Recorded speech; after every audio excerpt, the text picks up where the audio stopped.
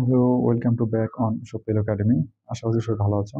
আজকে আমরা কথা বলবো অনার্স দ্বিতীয় বর্ষের ফিজিক্স 3 এর অনেক গুরুত্বপূর্ণ একটা টপিক, যে দুটি চার্জিত দুটি চার্জের মধ্যকার বল সম্পর্কিত কুলম্বের সূত্রটি বিবৃত এবং ব্যাখ্যা করা।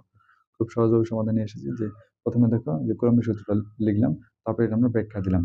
ব্যাখ্যা দিয়ে কিন্তু আমরা খুব সহজভাবে এটা সলভ করলাম। কুলম্বের সূত্রটা লিখলাম, দুটি চার্জিত বস্তুর পারস্পরিক আকর্ষণ বা বিকর্ষণ বল এর মান চার্জিত কণা দুটি চার্জের পরিমাণে গুণফলের সমানুপাতিক এবং চার্জ দুটির মধ্যবর্তী দূরত্ব বর্গের ব্যস্তানুপাতিক, এবং এই বল চার্জ দুটি মধ্যবর্তী সমান্তরাল সরলরেখা বরাবর ক্রিয়া করে। তো এর আমরা ব্যাখ্যা দিলাম।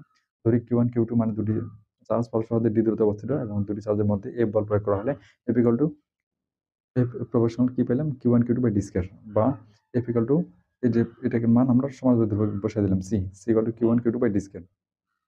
এখানে সি একটি সমানুপাতিক ধ্রুবক, যে সিজিএস পদ্ধতিতে এর মান 1, তাহলে শূন্য মাধ্যমে অর্থাৎ শূন্য মাধ্যমে এর মান হচ্ছে F equal to Q1 Q2 by D square. সেটাকে আমরা এক সময় দিলাম। একইভাবে আমরা এম গ্যাস পদ্ধতি C equal to 1/4 pi epsilon not.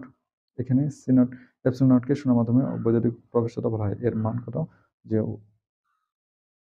8.854 × 10^12 coulomb per newton per metre square, এবং 1/4 pi epsilon naught equal to 9 × 10^9 newton metre per coulomb square. অতএব শূন্য মাধ্যমে এবং এম গ্যাস পদ্ধতিতে কুলম্বের সূত্রকে নিম্নরূপে লেখা যায়, F equal to 1/4 pi epsilon naught Q1 Q2 by D square. এটাকে 2 সময় দিলাম। এভাবে আমরা দেখব যে এটি কুলম্বের সূত্রের গাণিতিক রূপ।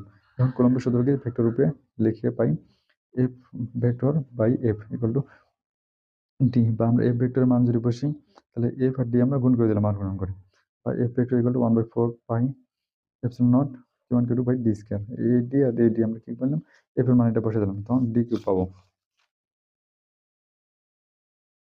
এখানে D equal to F vector বরাবর একক ভেক্টর। কুলম্বের সূত্রকে অন্যভাবে লেখা যায় যে F vector equal to 1/4 pi epsilon naught Q1 Q2 by D cube, D অন্য মাধ্যমে যে শূন্য মাধ্যমে ব্যতীত অন্য কোনো মাধ্যমের ক্ষেত্রে F vector equal to 1/4 pi epsilon Q1 Q2 by D cube into D. এটাই হচ্ছে কুলম্বের সূত্রের গাণিতিক রূপ। যারা ভিডিওটা দেখলে অবশ্যই কমেন্টে জানাবে কেমন হলো। জি, আর তোমরা কোন ক্লাসে কোন ভিডিও পেতেছো অবশ্যই কমেন্টে জানাবে।